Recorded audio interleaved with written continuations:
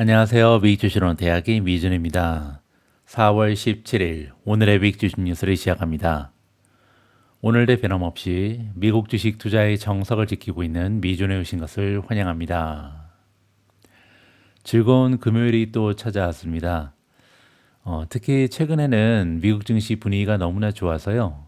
아마 다가오는 주말에는 많은 분들께서 조금은 즐거운 마음으로 주말을 만끽하시지 않을까 이렇게 바람을 가져봅니다.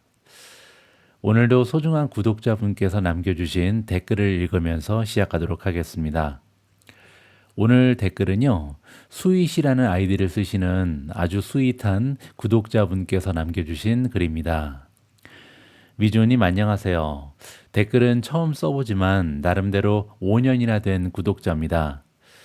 저는 미주님 투자 방식이 저랑 잘 맞고 수익을 너무 많이 보고 있어서 친한 친구나 가족들에게 미주님 채널 및 팬딩 구독을 자주 추천합니다. 그런데 구독자 수가 점점 늘어나면서 단 몇 개의 영상으로 미주님 단순 비난하는 댓글들이 있는 것이 안타까운 부분입니다. 그분들은 영상을 풀로 보지도 않을 것 같아서요.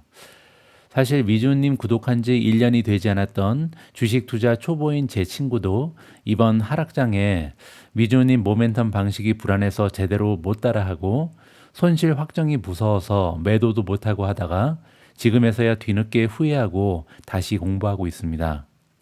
누구나 투자하면서 그런 과정을 겪으니까요. 말씀드리고 싶었던 건 매일 영상을 꼼꼼히 듣는 구독자 입장에서는 단순 비난 댓글을 시간을 할애해서 반박하는 과정이 좀 정신적으로 피로하게 느껴집니다. 저는 피곤한 하루를 마치고 퇴근 시간에 힐링하는 느낌으로 미준 영상을 보거든요.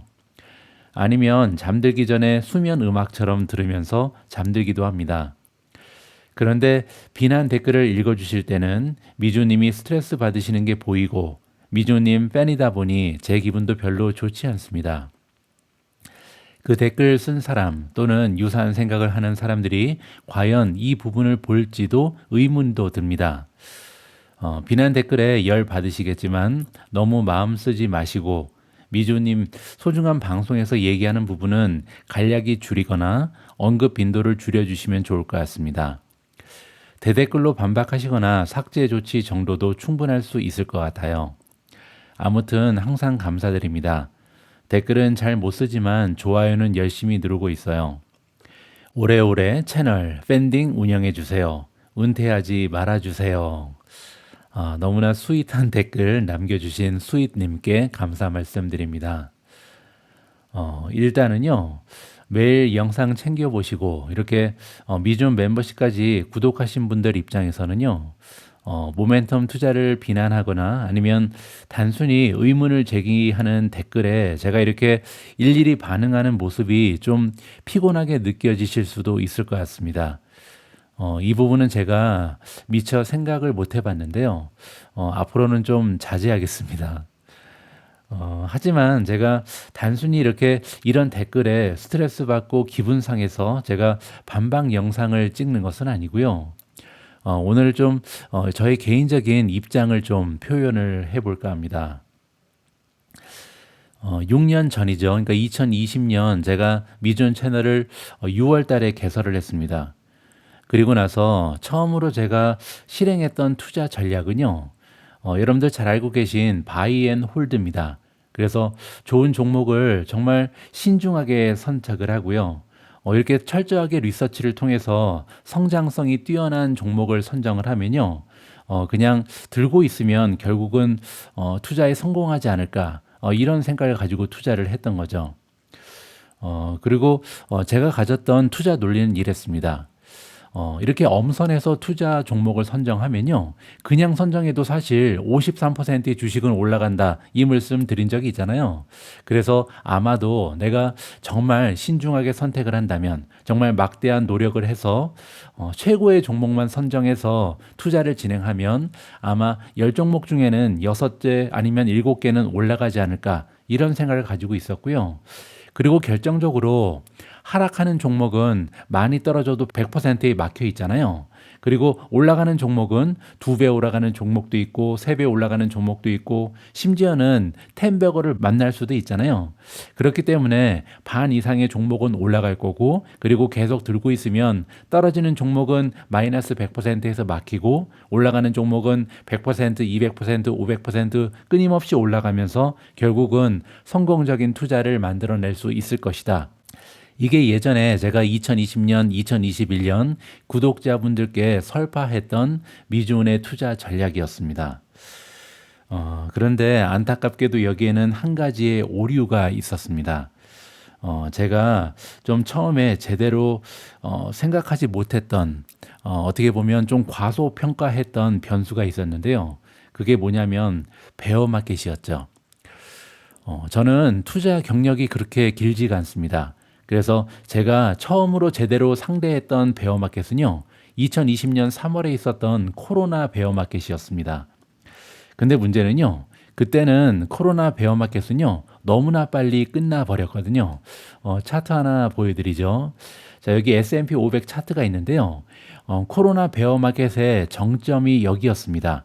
그때가 2020년 2월 19일. 그때까지는 이제 계속 올라갔다가 갑자기 급락하잖아요. 근데 문제는 뭐냐면요. 여기가 바닥이었는데 바닥까지 떨어지는데 걸린 시간이요. 한 달 정도에 불과했습니다. 그러니까 한 달 만에 다시 반등을 시작하는 거잖아요. 그리고 이제 정고점을 찍은 게 이쯤이죠. 여기서 이제 정고점을 달성을 했잖아요. 그거는 8월 달이었습니다. 그 얘기는요. 단 6개월 만에 다시 완전히 회복을 해버린 거죠. 그래서 사실 이 코로나 베어마켓은요, 20% 이상 떨어졌기 때문에 베어마켓이라고 부르긴 하지만 조정장하고 비슷했습니다. 원래 이제 조정장이 한 4개월 정도 걸리면 정고점을 회복하잖아요.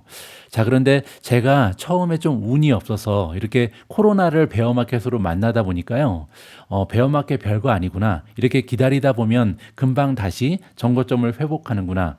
이렇게 단편적인 경험으로 베어마켓을 좀 깔봤던 거죠. 자, 그런데 그러다가 이제 2022년이 됐습니다. 2020년 그리고 2021년에는 미주은 수익률이 굉장히 좋았거든요. 뭐 연간 수익률이 40%를 넘어갔으니까요. 자, 그런데 2022년이 됐고요. 그때 이제 어떤 일이 있었는지 잠깐 보여드릴 수 있도록 하겠습니다. 지금 보시는 차트는요, 나스닥 차트인데, 나스닥을 보는 게 맞죠. 왜냐하면 실제로 S&P 500의 베어마켓은 2022년 1월 달에 시작됐는데요. 나스닥은 조금 더 빨리 시작됐습니다. 여기가 정점이었잖아요. 그때는 2021년 11월이었습니다. 그렇기 때문에 S&P 500보다는 한 달 이상 더 빨리 시작이 된 거죠. 자, 그런데 문제는요, 엄청나게 오래 떨어집니다. 자, 여기까지 계속 떨어지잖아요. 그때가 언제냐면 2023년 한 12월까지, 그러니까요, 1년 정도를 계속 떨어지는 겁니다. 그래서 바닥을 찍는데 걸린 시간만 꼬박 1년이 넘게 걸렸습니다. 엄청나게 힘들었던 거죠. 그리고 나서 이제 바닥을 찍고 올라가는데요. 올라가는데도 너무나 오래 걸렸거든요. 그래서 정고점을 다시 찾는 게 여기 2024년 한 3월 정도가 된 것 같습니다. 자, 그 얘기는 뭐냐면요. 정고점을 회복하는 데 걸린 시간이 무려 2년하고 4개월이 걸린 겁니다. 자, 그런데 여러분들 최근에 2024년 그 트럼프 관세 때문에 조정이 왔을 때도 그렇고요. 이번에 테크주가 떨어질 때도 그렇고 한두 달만 주가가 떨어져도 여러분들 굉장히 힘들어 하시잖아요. 자, 그런데 2022년에는요. 무려 2년이 넘는 기간 동안 제가 미중 구독자분들의 고통을 너무나 생생하게 느꼈습니다. 그러면서 사실 우울증 증세까지 왔었거든요. 그때 이제 번아웃이 오면서 제가 방송을 잠시 쉬기까지 했습니다. 심리적으로 너무나 어려웠던 상황이었거든요. 그래서 아직까지도 그때 2022년 베어마켓에서 버티지 못하고 손절하신 분들, 그래서 이제 엄청나게 손실을 많이 입으신 분들이 계신데요. 그분들께는 너무나 개인적으로 죄송하고 미안한 마음을 아직까지도 떨쳐내지 못하고 있습니다. 정말 죄스러운 마음을 가지고 있거든요. 그래서 그때부터 제가 베어마켓이 찾아와도 일단은 손실을 최소화할 수 있는 방법이 뭘까? 여기에 굉장히 몰두를 하면서 연구를 했고요. 또 하나는 결과만 보면서 투자하면 안 되겠구나. 투자는 우리가 5년, 10년, 15년, 20년 계속 하자고 말씀을 드리는데 그 과정이 너무나 고통스러우면 안 되잖아요. 그래서 투자 과정에서 심리적인 고통도 최소화할 수 있는 방법이 뭘까? 이거를 굉장히 많은 연구를 통해서 결론을 내게 됐고요. 그게 바로 모멘텀 투자입니다. 모멘텀 투자를 하다 보면요. 일단은 주가가 떨어지면서 50일 이평선을 하향 돌파하면 적절한 시기에 우리가 리스크를 줄일 수가 있죠. 그리고 이렇게 끊임없이 떨어지는 주식을 가지고 있을 가능성이 적기 때문에 심리적으로도요. 엄청난 고통을 느낄 가능성이 적어집니다. 자, 이런 이유 때문에 제가 자꾸 여러분들께 모멘텀 투자를 강조하고 반복해서 설명하고 또 모멘텀 투자를 이렇게 어떻게 보면 홍보를 하잖아요. 어떻게 보면 제가 제 자신이 가지고 있는 마음의 짐을 조금이라도 덜어볼까 하는 개인적인 욕심인 것 같습니다.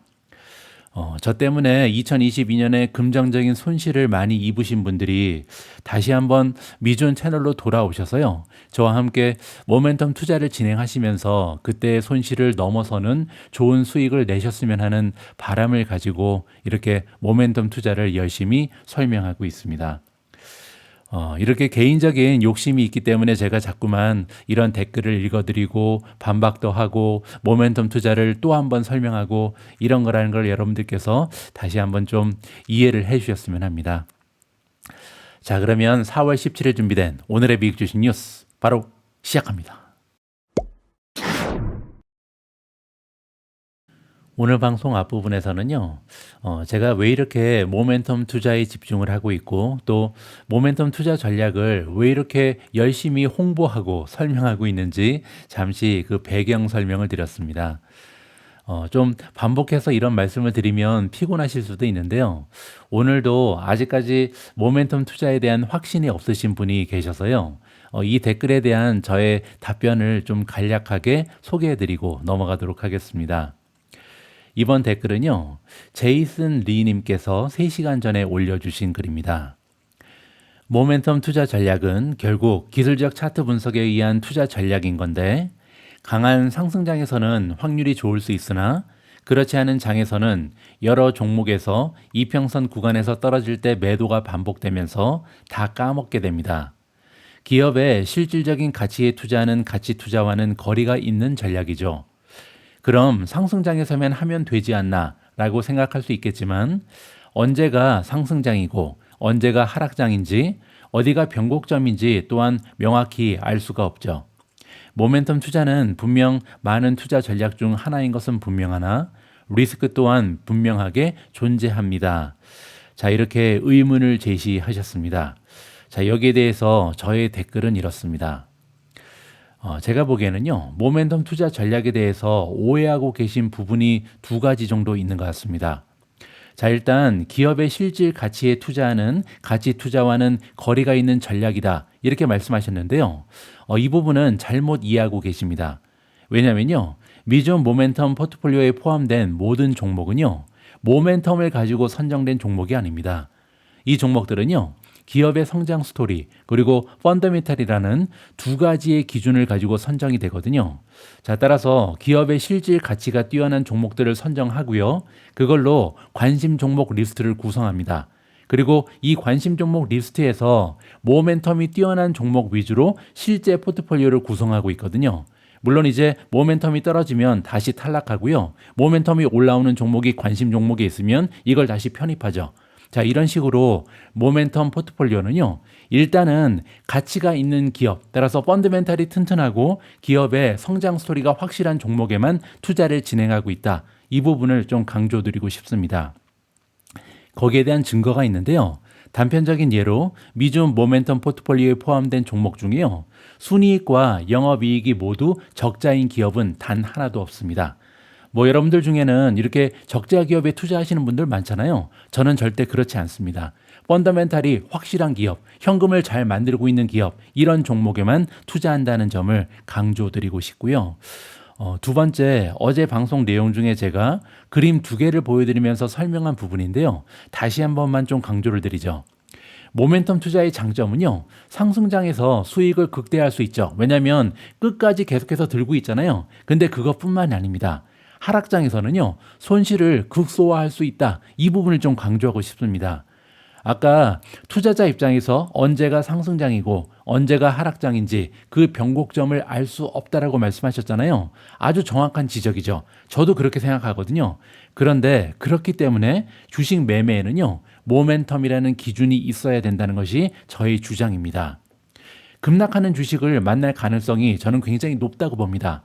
10종목을 선정하면요, 그중에서 아무리 못해도 4종목, 3종목은 계속해서 떨어질 수도 있거든요. 따라서 급락하는 주식을 하락 초기에 매도하면서요, 손실을 최소화하기 위한 50일 이평선이라는 명확한 기준이 필요한 겁니다. 그런데 아까 댓글을 남겨주신 분께서는 이 부분을 전혀 고려하지 않고 댓글을 쓰신 것이 아닌가, 이렇게 좀 오해하고 계신 부분을 풀어드리고 싶고요. 물론 이제 리스크가 전혀 없는 최고의 투자 전략이다, 이런 말씀을 드리는 게 아니고요. 단순히 상승과 하락에 관계없이 투자자의 선택을 믿고 주식을 끝까지 보유하는 전략, 그러니까 제가 2020년, 2021년에 구사했었던 바이앤홀드가 있는데요. 여기에는 커다란 약점이 있잖아요. 굉장히 많은 폭으로 주가가 떨어질 수도 있고요. 포트폴리오에 내가 가지고 있었던 종목의 대부분이 떨어질 수 있습니다. 베어마켓이 오면 그렇다는 거죠. 따라서 이런 치명적인 리스크를 보호하는 전략이 바로 모멘텀입니다. 그런데 이 부분에 대해서 거꾸로 말씀하셔서 제가 오늘 이 부분에 대한 추가 설명을 드리고 싶었습니다.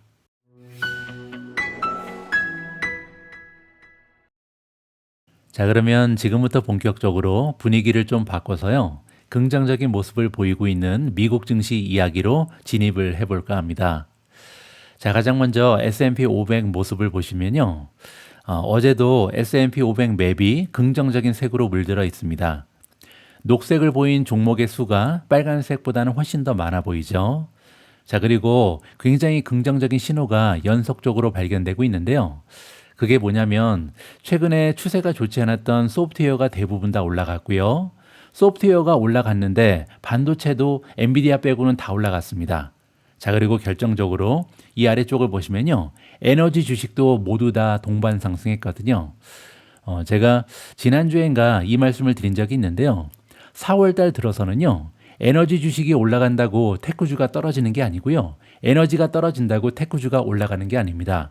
이 상관관계가 깨졌거든요. 원래는 이게 에너지가 올라가면 테크주는 떨어지고 에너지가 떨어지면 테크주는 올라갔는데요. 더 이상 그렇지 않다는 거죠. 자, 이렇게 에너지 주식과 테크주가 동반 상승한다는 것은요, 그만큼 시장 안으로 유입되는 자금이 많이 있다, 이렇게 보시면 될 것 같습니다. 이걸 우리가 전문 용어로 리스크 온이다. 따라서 안전자산에서 지금 위험한 자산, 리스크 자산으로 자금이 들어오고 있다, 이러한 식으로 해석이 가능합니다. 실제로 여러 가지 미국 지수의 움직임을 보면요, 마이크로캡 초소형주가 0.48% 올라가면서 가장 좋았고요. 나스닥 100은 플러스 0.48, 스몰캡 소형주가 플러스 0.33, S&P 500도 0.25% 올라갔습니다. 아까는 섹터를 가리지 않고 여기저기에 자금이 유입된다는 걸 확인했는데요. 지금도 마찬가지죠. 소형주, 대형주 가리지 않습니다. 나스닥 100은 대형주죠. 그리고 S&P 500은 미국을 대표하는 500대 기업이잖아요. 자, 이렇게 우량주도 주가가 상승하고 있고 초소형주도 주가가 올라가는 굉장히 좋은 모습이 발견되고 있고요. 아까 말씀드린 것처럼 섹터별 성적도 마찬가지죠. 에너지, 커뮤니케이션 서비스, 테크놀로지 모두 다 동반 상승하는 좋은 모습이 확인이 됩니다. 자, 따라서 시장의 폭은 계속해서 넓어지고 있겠죠. 52.48까지 올라갔습니다. 자, 이제는 거의 53% 가까운 주식이 단기적으로 모멘텀이 회복이 된 겁니다. 자, 이 부분은 굉장히 긍정적이다라고 설명이 가능하고요. 자, 다음에는 공포지수 빅스인데요. 빅스도 굉장히 긍정적입니다. 어느새 빅스 지수가 17.95까지 떨어졌거든요. 자, 그 얘기는요, 200일 이평선이 18.18입니다. 따라서 이제는 빅스가 200일 이평선을 하향 돌파하고 그 아래쪽에 정착되는 모습입니다. 변동성 지수가 낮다는 것은요, 결국은 미국 증시가 안정화됐다라고 보시면 되고요. 이런 안정세가 유지가 되면 결국 지수는요, 꼬박꼬박 조금씩 올라갈 가능성이 높아진다. 긍정적으로 해석이 가능합니다. 다음에는 공포 탐욕 지수인데요. 이제는 완전히 탐욕 단계로 넘어갔습니다. 따라서 완전히 분위기가 정반대로 바뀐 거죠. 얼마 전까지만 해도 극적인 공포에 가 있었던 시장의 분위기가요, 이제는 슬슬 투자자들이 탐욕을 부리고 있다. 이렇게 보면 되고요. 극적인 탐욕으로 가면 조금은 또 현금을 늘려야겠죠. 어쨌든 지금 분위기는 너무나 뜨거워지고 있다. 이렇게 보시면 됩니다. 자, 그런데 한 가지 굉장히 중요한 상황을 보여드릴 텐데요. 바로 AAII 설문조사 결과입니다. 자, 아까 우리가 Fear and Greed 인덱스를 보면요, 시장은 지금 탐욕으로 넘어갔잖아요. 근데 이 탐욕을 부리고 있는 것은요, 개인 투자자가 아닌 것 같습니다. 지금 기관 투자자들은 탐욕으로 넘어갔는데요. 문제는 개인 투자자들은 아직까지도 부정적이거든요. 어제 업데이트된 최신 정보에 따르면요, 아직까지도 무려 42.8%의 개인 투자자들은요, 시장이 6개월 이후에 지금보다 낮게 떨어져 있을 것이다. 이런 전망을 제시하고 있고요. 단지 31.7%의 투자자만 긍정적인 전망을 가지고 있습니다. 자, 이거를 지금 우리가 역사적인 평균과 비교하면 굉장히 재미가 있죠. 원래는요, 보통 37.5%의 투자자가 6개월 이후에 증시가 올라갈 것이다. 긍정적으로 생각을 하고요. 부정적인 사람들은 원래 31%가 평균입니다. 자, 그런데 지금은 무려 42.8%가 부정적인 전망을 가지고 있다. 그 얘기는요, 역사적인 평균에 비해서 한 11%에서 12%포인트 정도 오히려 높다는 거죠. 그만큼 아직까지 주식을 사지 않고요, 현금을 들고 있는 개인 투자자가 너무나 많다. 이렇게 이해가 가능합니다. 자, 이 부분은 조금 안타깝죠. 왜냐하면 Fear and Greed 인덱스에서 살펴본 것처럼 기관 투자자들은 이미 주식을 많이 보유한 것 같습니다. 그런데 아직까지도 시장은 떨어질 것이다. 부정적인 의견을 가지고 있는 AAII 회원들, 여기에서 얘기하는 AAII 회원들은 뭐냐면요, 바로 개인 투자자다. 이렇게 보시면 되고요. AAII 심리조사는 1987년부터 이어져 온 향후 6개월 시장 전망에 대한 개별 투자자들, 개인 투자자들의 의견을 묻는 통찰을 제공한다. 이 부분을 볼 필요가 있습니다. 따라서 이번 반등을 개인 투자자들은 따라가지 못했다는 것을 여기에서 우리가 다시 한번 확인해 볼 수가 있었습니다. 자, 다음에는 미중 포트폴리오의 성적을 살펴볼 텐데요. 두 개의 포트폴리오 중에 일단은 모멘텀 포트폴리오입니다. 여러분들께 한 가지 미리 말씀드리면요, 모멘텀 포트폴리오의 종목 수가 4종목이 늘었습니다. 이거는 어떻게 보면 굉장히 당연한 현상인데요. 모멘텀 포트폴리오의 종목 수가 늘은 이유는요, 시장이 상승세에 있기 때문이죠. 그만큼 모멘텀을 타고 있는 종목의 수가 늘어나고 있다. 이렇게 이해하시면 되고요. 나중에 시장의 분위기가 반전돼서 다시 하락세로 전환되면요, 하나 둘씩 모멘텀이 약화되는 종목이 발견되고요. 그때는 자연스럽게 모멘텀 포트폴리오의 종목의 수는 줄어들게 된다. 이 부분을 이해하시면 좋을 것 같습니다. 자, 그러면 새롭게 모멘텀 포트폴리오에 추가된 4종목의 이름을 먼저 설명을 드리겠습니다. 자, 밑으로 내려오시면 오라클이 추가가 됐고요. 두 번째로 서클 인터넷 그룹도 이번에 새롭게 편입이 됐습니다. 세 번째는 앱러빈이고요. 마지막으로 로빈후드, 이렇게 4종목을 제가 지난 3일 동안 새롭게 모멘텀 포트폴리오에 편입했다. 이 부분을 말씀드릴 수가 있겠습니다. 어제도 모멘텀 포트폴리오의 성적은 굉장히 좋았습니다. 상승한 종목의 수가 굉장히 많았는데요. 특히 광통신 기업들이 다시 한번 힘을 내고 있는데요. AAOI가 플러스 10.36%로 가장 좋았고요. 그 아래쪽에 있는 루멘텀도 플러스 8.16%, 코히런트도 6.42% 급등했습니다. 자, 그 밖에도 델 컴퓨터가 오래간만에 8.92%나 올라갔고요. AMD가 플러스 7.80, 오라클이 5.02% 편입되자마자 최근에 굉장히 좋은 모습을 보여주고 있고요. 샌디스크가 플러스 3.11, 서클이 플러스 1.84, 브로드컴 플러스 0.44, 앱러빈 플러스 0.31, 마이크론이 플러스 0.2, 셀레스티카 플러스 0.1%로 플러스를 보였습니다. 나머지 종목은 빨간색인데요. 엔비디아가 0.26% 소폭으로 떨어졌고요. 로빈훗 마이너스 0.54, G보노바 마이너스 0.77, 웨스턴 디지털 마이너스 0.91, 마벨이 마이너스 0.91, 벌팁 홀딩스 마이너스 2.33, TSMC 마이너스 3.13, 크레도가 5.6% 기술적인 조정을 받았습니다. 어제는 미준의 두 번째 포트폴리오, 탑픽 포트폴리오도 굉장히 좋았습니다. 전반적으로 1.59% 올라갔는데요. 그 중에서도 대리 8.92% 올라가면서 가장 좋았고요. 루멘텀, AMD, 샌디스크는 우리가 이미 체크를 했고요. 탈렘 에너지가 플러스 2.58%, 마이크로소프트 플러스 2.20%, 메타도 0.79% 상승하면서 마무리가 됐습니다. 자, 그 밖에 나머지 종목은 빨간색인데요. 알파벳이 마이너스 0.51%, 그리고 나서는 다 겹치는 종목이죠. 자, 이제는 모멘텀이 좋은 종목들이 늘어나면서 탑픽 포트폴리오랑 모멘텀 포트폴리오의 공통적인 종목이 굉장히 많아졌다. 이 부분 역시 설명을 드릴 수가 있겠습니다.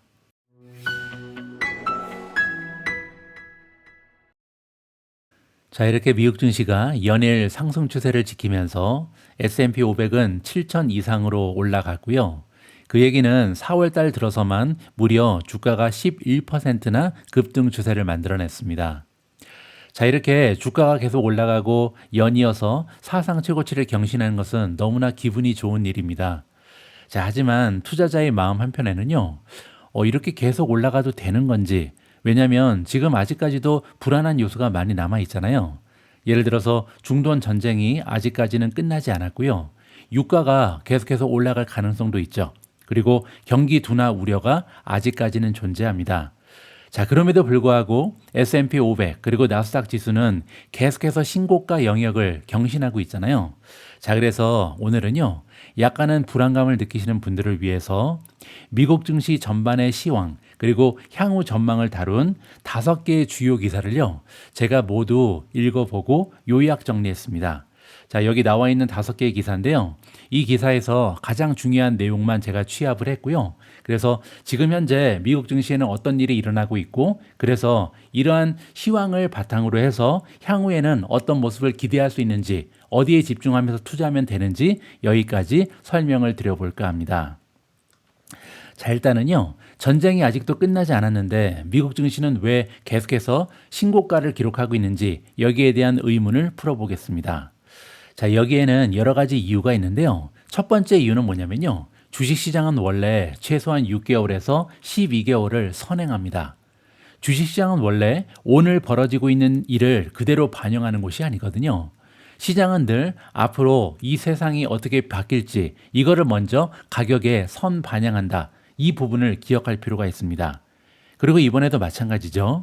시장 참여자들은요, 현재의 중동 충돌 자체보다는 이 전쟁이 앞으로 몇 개월 뒤에도 계속 경제를 짓누를 것인지 여기에 더 집중을 하고 있는 거죠. 자, 따라서 그 얘기는요, 지금의 주가 흐름은 많은 투자자들은요, 이번 지정학적인 충돌이 결국은 외교적인 출구를 찾고 진정될 가능성이 높다, 이렇게 기대를 한다라고 보시면 될 것 같습니다. 자, 두 번째 이유는요, 최악의 상황은 지나갔다, 여기에 베팅하는 거죠.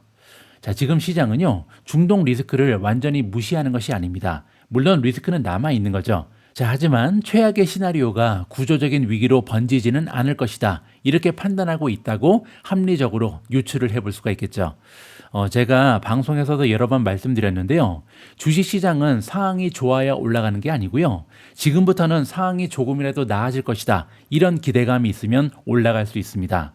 자, 따라서 지금 미국 증시는요, 최악의 상황은 이미 끝났다, 지금부터는 조금씩이라도 상황이 호전될 것이다, 여기에 베팅하고 있다라고 이해하시면 될 것 같습니다. 자, 세 번째는요, 이번 랠리의 핵심 동력은 펀더멘탈 더하기 수급이다, 이 부분에 대해서 이야기를 좀 하고 싶은데요.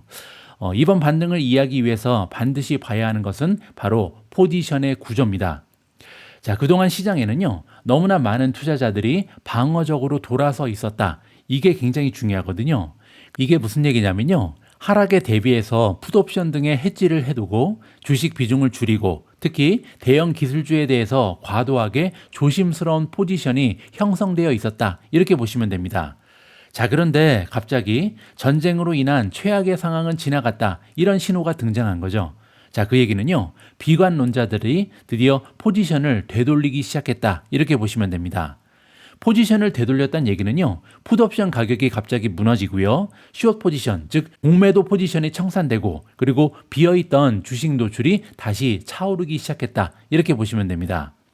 자, 따라서 이번 상승은요, 단순히 새로운 매수세다 이렇게 보기보다는요, 기존의 과도하게 방어 포지션이 되감기면서 나타난 급 반등 성격이다 이렇게 보는 게 더 정확합니다. 자, 따라서 중간에서 시작해서 올라가고 있는 게 아니고요, 완전히 바닥에서 시작해서 중간으로 올라갔다 이렇게 보는 게 더 정확하다는 거죠. 노무라라는 기관에 따르면요, 바로 이 지점을 지적하면서 아직도 시장 노출이 완전히 과열 상태는 아니기 때문에 랠리가 조금 더 이어질 수 있다, 이 부분을 강조하고 있습니다.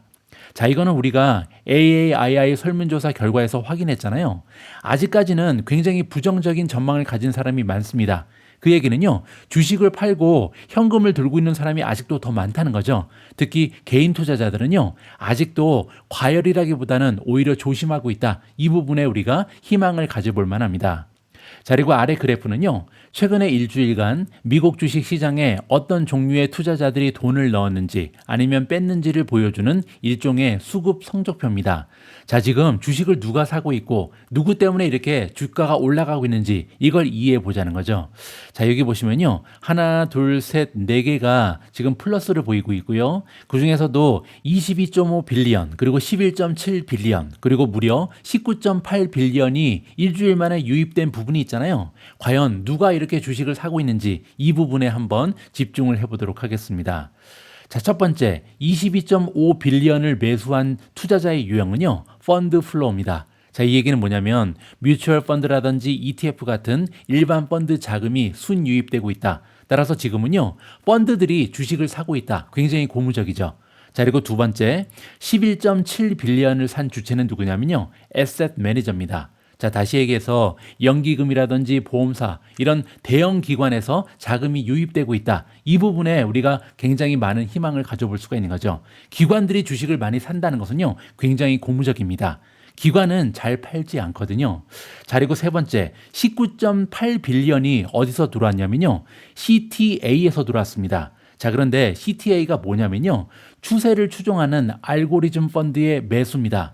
자, 알고리즘이 지금은 주식을 사고 있다는 거잖아요. 자, 이게 굉장히 중요한 신호죠. 자, 따라서 펀드에서도 주식을 사고 있고, 연기금이나 보험사 같은 대형 기관에서도 사고 있고, 그리고 알고리즘, 즉 AI로 돌리고 있는 자동 매매에서도 주식을 엄청나게 사고 있다. 따라서 개인 투자자만 팔고 있고요, 지금은 기관이 이 상승세를 주도하고 있다는 것을 확인해 볼 수가 있었습니다.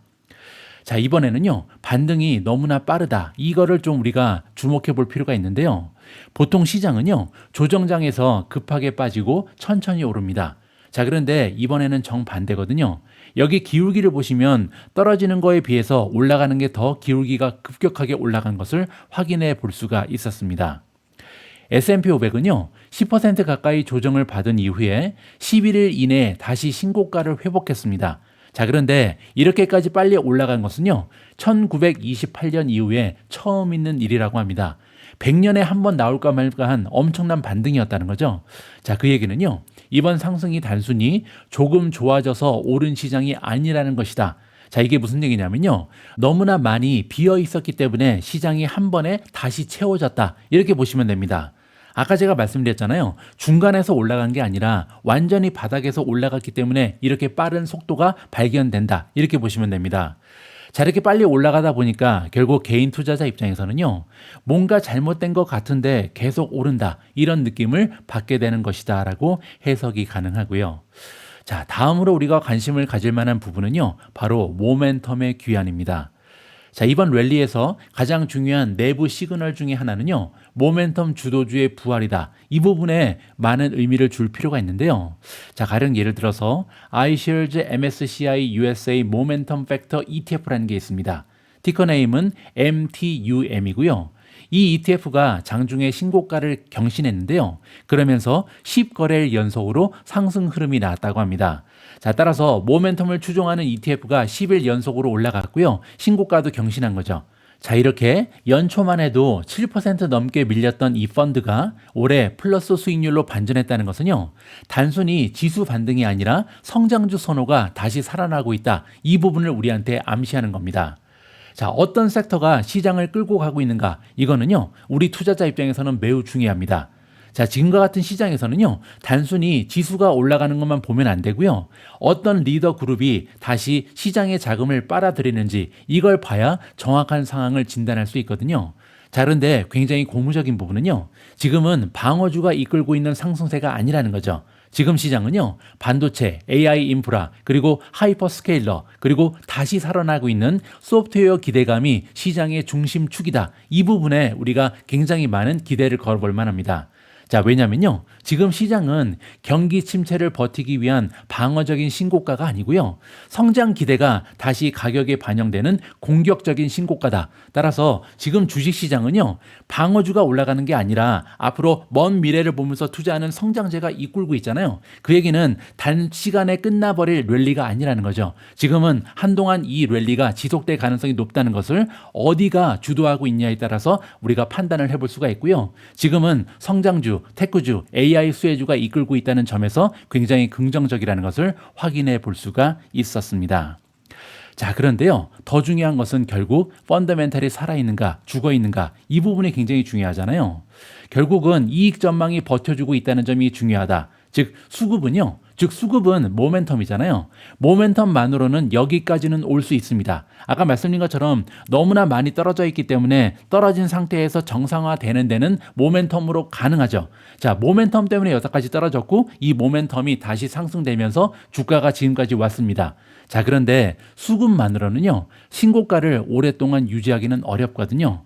자, 그런데 이번 시장은요, 펀더멘탈도 생각보다 나쁘지 않습니다. 월가 애널리스트들은요, 올해 초 주가가 흔들리는 동안에도 S&P 500 기업들의 향후 12개월의 이익 전망을요, 꾸준하게 높여왔거든요. 자, 이 부분 여기서 한번 보시죠. 자, 파란색 선이 있고 여기 주황색 선이 있잖아요. 파란색 선은 PER입니다. 그 얘기는 밸류에이션이고요. 밑에 나와 있는 것은 EPS죠. EPS는 실적이잖아요. 주가는 실적 곱하기 멀티플인데요. 지금까지 주가가 떨어졌던 이유는 여기 보시는 것처럼 밸류에이션이 계속해서 떨어진 겁니다. 아까 여기가 지금 밸류에이션이 한 23 정도까지 올라갔었잖아요. 그런데 23까지 올라갔던 밸류에이션이 여기 보시면요, 20 아래 한 18까지도 떨어졌습니다. 그리고 지금 반등 추세를 보이고 있는 거고요. 그런데 오렌지색을 보시면요, S&P 500을 구성하는 500대 기업이 만들어낼 것으로 기대되는 EPS를 다 합친 숫자인데요. 이 수치가 1년 전만 해도 300보다 한참 아래였습니다.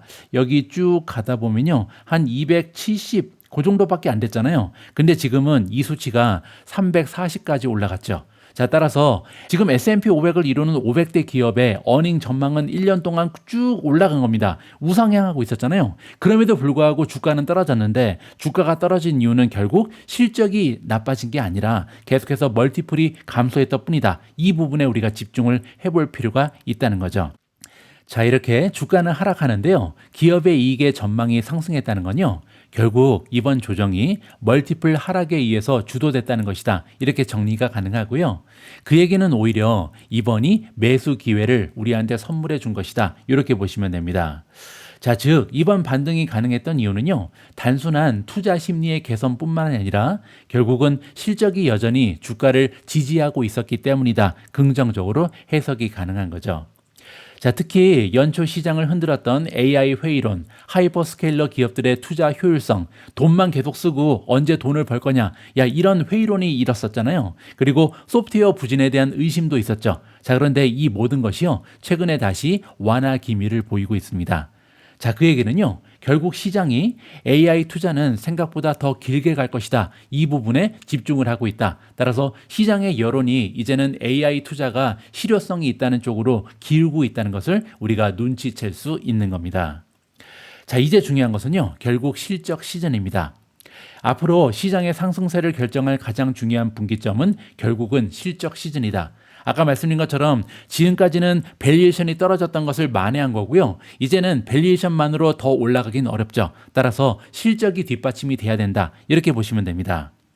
자, 시티라는 투자 기관에서는요, 이번 기술주 실적 시즌을 두고 역 퍼펙트 스톰이라고 표현했습니다. 퍼펙트 스톰이라는 것은 뭐냐면요, 완벽한 조건이 완성이 된 걸 얘기하는데 그거의 반대란 얘기죠. 자, 이게 무슨 얘기냐면요. 그동안은 반도체 주식만 강세를 보여왔습니다. 자, 그런데 상대적으로 눌려 있었던 섹터가 있잖아요. 대표적으로 소프트웨어 그리고 메가테크 기업들이 있죠. 자, 그런데 만약에 소프트웨어라든지 메가테크 기업들, 하이퍼스케일러가 기대 이상의 실적을 내놓게 되면요. 그러면 어떻게 되죠? 그러면 시장은요. AI 강세장은 아직 끝나지 않았다. 이런 확신을 더 강하게 가실 수 있습니다. 왜냐하면 기대감이 낮았기 때문이죠. 지금까지 소프트웨어라든지 아니면 메가테크 기업들은요, 투자자들의 신뢰를 잃었습니다. 굉장히 기대감이 낮잖아요. 근데 만약에 기대감은 여기까지 떨어져 있는데 굉장히 좋은 실적을 발표한다. 그러면 엄청나게 역퍼펙트 스톰이 형성이 되는 거죠. 그러면서 주가가 급격하게 올라갈 수 있는 계기가 마련된다. 이렇게 보시면 됩니다. 자, 따라서 이번 실적 시즌은요, AI 수혜주들의 밸류에이션 그리고 시장의 좁은 리더십이 정당화될 수 있는지 확인하는 시험대다. 자, 지금까지 AI 수혜주만 올라가는 장이었는데요. 그래도 된다는 것을 이번에 우리가 어닝 실적에서 확인해 볼 수 있다는 거죠. 자, 가장 중요한 질문에 대해서 이야기를 나눠보겠습니다. 이번 랠리는 어디까지 갈 수 있을까? 현 시점에서 보면요. 단기적으로는 상승세가 조금 더 이어질 가능성이 높습니다. 자, 그 이유는요. 아직까지 투자자들의 포지션이 완전히 과열로 치닫지 않았죠.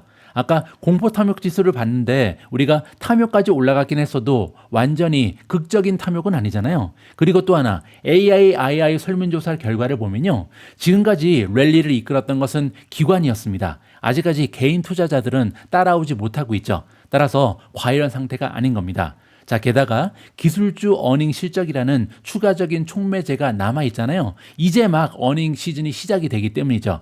자, 그리고 시장 전반의 위험 선호 심리도 완전히 극단으로 간 것은 아니다. 아까 얘기한 것처럼 아직까지는요, 이번 랠리에 대해서 부정적인 시각을 가진 사람들이 너무나 많습니다. 자, 따라서 쉽게 얘기하면요, 아직까지도 이 시장은 다 오른 시장이 아닌 거죠. 너무 비어 있었던 시장이 급하게 다시 채워지는 시장이다. 따라서 너무나 많이 떨어졌다가 이제 정상화된 거고요. 지금부터 만약에 실적이 뒷받침이 된다면 추가적으로 올라갈 수 있는 여건이 마련돼 있다. 이렇게 보시면 되겠죠. 자, 따라서 현 구간에서는요, 무턱대고 많이 올랐다는 이유로 하락에 베팅하면 위험합니다. 자, 지금 시장을 이끌고 있는 주도주가 누군지, 그리고 그 리더 기업들의 실적 전당성이 유지되는지 이걸 확인하면서 대응하는 것이 현명합니다. 따라서 실적이 뒷받침이 되면 추가적인 상승이 가능한 거고요. 만약에 AI 수혜주들의 실적이 나쁘면 그때는 다시 하락세로 돌아설 가능성이 있다. 이렇게 보시면 되겠죠. 자, 즉 지금까지는요, 밸류에이션 회복세가 이끌었던 상승세다. 자, 하지만 이제부터는요, 실적 장세가 펼쳐질 가능성이 높다. 이렇게 정리가 가능합니다. 자, 물론 아직까지 잠재적인 리스크는 남아 있습니다. 시장이 이렇게 계속해서 연일 상승세를 보인다고 해서 위험이 완전히 사라진 것은 아니거든요. 오히려 상승세가 지속될수록 이번 랠리를 꺾을 수 있는 요인이 뭔지 이거를 우리가 이미 인지하고 있을 필요가 있습니다. 두 가지가 리스크가 있는데요. 첫 번째는 실물 에너지 쇼크죠. 자, 유가가 지금까지는요, 뉴스 때문에 오르고 떨어졌습니다. 자, 그런데 만약에 실제 원유 그리고 석유화학 제품의 공급 부족으로 이어지면서 실질적인 에너지 가격이 올라가기 시작한다. 그렇게 되면요, 이야기가 달라지죠. 그때는요, 인플레이션 압력이 다시 강해지고요. 시장은 전쟁은 일시적이라는 가정을 수정할 필요가 있어집니다. 자, 그 얘기는 결국 연준이요, 인플레이션과 싸워야 된다는 얘기입니다. 따라서 매파적인 연준으로 바뀔 가능성이 높고요. 매파적인 연준을 이길 수 있는 시장은 없다. 따라서 하락세가 나타날 것이다. 이렇게 보시면 됩니다. 자, 두 번째 리스크는요, 채권 금리 급등입니다. 에너지 충격이 연준의 긴축 우려를 키우고요. 그 결과 만약에 국채 금리가 다시 오르기 시작한다. 그렇게 되면요, 미국 증시, 그중에서도 밸류에이션 부담이 큰 성장주, 테크주가 먼저 흔들릴 가능성이 높거든요. 결국 지금 가장 중요한 것은요, 두 가지, 유가 그리고 금리입니다. 이 두 가지가 함께 위로 올라간다. 그렇게 되면요, 시장의 낙관론은 빠르게 악화될 수 있다. 이 부분을 우리가 이해할 필요는 있을 것 같습니다. 자, 미준의 마지막 한마디로 정리합니다. 지금 상황은요, 악재가 많은데 왜 주가가 오르지? 이렇게 물러서는 안 됩니다. 주가가 올라가면요, 주가가 올라가는 게 맞다라고 믿고 쫓아가는 게 맞거든요. 지금 시장은 전쟁을 무시하는 것이 아니고요. 이미 최악의 상황은 지나갔다. 이런 전제하에 전쟁 이후에 6개월 이후에 1년 이후의 상황을 미리 매수하고 있다. 이렇게 보시면 됩니다. 자, 따라서 현재 시장은요, 다음과 같은 시나리오를 이미 가격에 반영하고 있다. 이렇게 정리할 수가 있겠죠. 자, 첫 번째, 중동 리스크는요, 시간이 지나며 완화될 가능성이 높다. 지금 바닥은 찍었다. 최악의 상황은 끝났다. 이렇게 보고 있는 거죠. 자, 두 번째, 따라서 유가 충격은요, 경제 전체를 무너뜨릴 정도로 장기화되지는 않을 것이다. 이런 가정이 들어가 있는 거고요.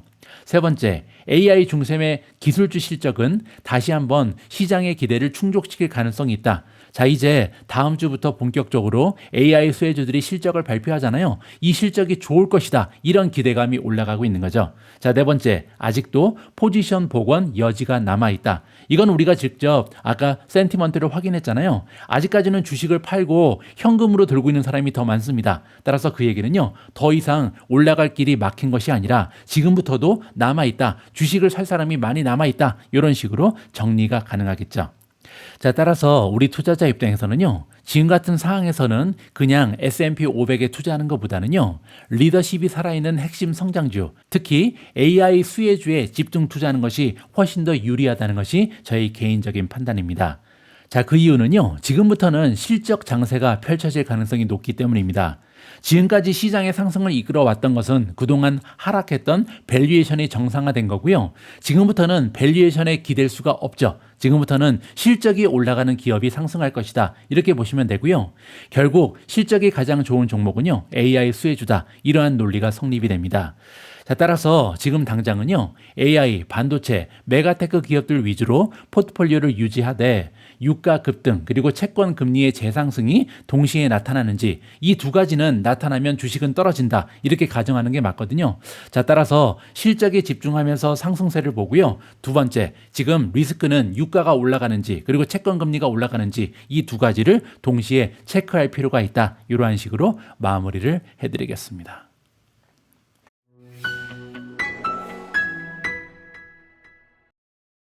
(4월 17일) 오늘의 빅 주식 뉴스는 여기까지입니다. 오늘 방송이 여러분들 투자 활동에 작은아마 도움이 됐는지 모르겠습니다. 도움을 받으셨다면요, 여러분들의 소중한 좋아요 그리고 댓글, 질문도 많이 올려주시기 바랍니다. 그리고 이번 주 주말에는요, 굉장히 특별한 영상이 준비가 되어 있는데요. 초이스닥의 김인중 대표님이 출연하시고요. 그리고 평소에는 미국 주식 초등학교를 운영을 하잖아요. 근데 이번 주말에는 미국 주식 초등학교를 잠시 쉬고요. 지금 굉장히 강력한 반등 추세를 보이는 미국 증시인데, 지금 상황에서 우리가 매수를 고려할 수 있는, 지금부터 사도 많이 주가가 올라갈 수 있는 5종목을 선정해서 여러분들과 함께 분석을 해보도록 하겠습니다. 자, 특별한 영상 준비됐으니까 많은 분들께서 주말 동안도 김인중 대표님 출연하시는 영상 함께 해주시길 바라마 봅니다. 우리 모두가 미국 주식 투자로 은퇴하는 그날까지 다 함께 화이팅입니다. 행복한 하루 되세요. 감사합니다.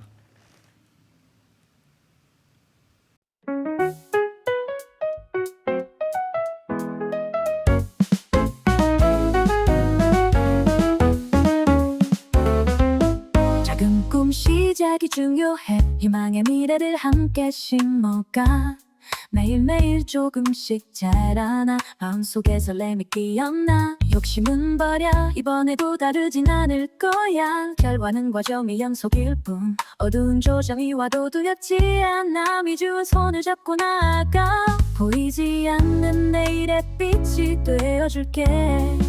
행복한 투자, 서로의 꿈을 응원하며 아름다운 내리막길 같이 걸어가. 행복한 투자 미주와 함께 우리 모두가 미국 주식으로 은퇴하는 그날까지 다 함께.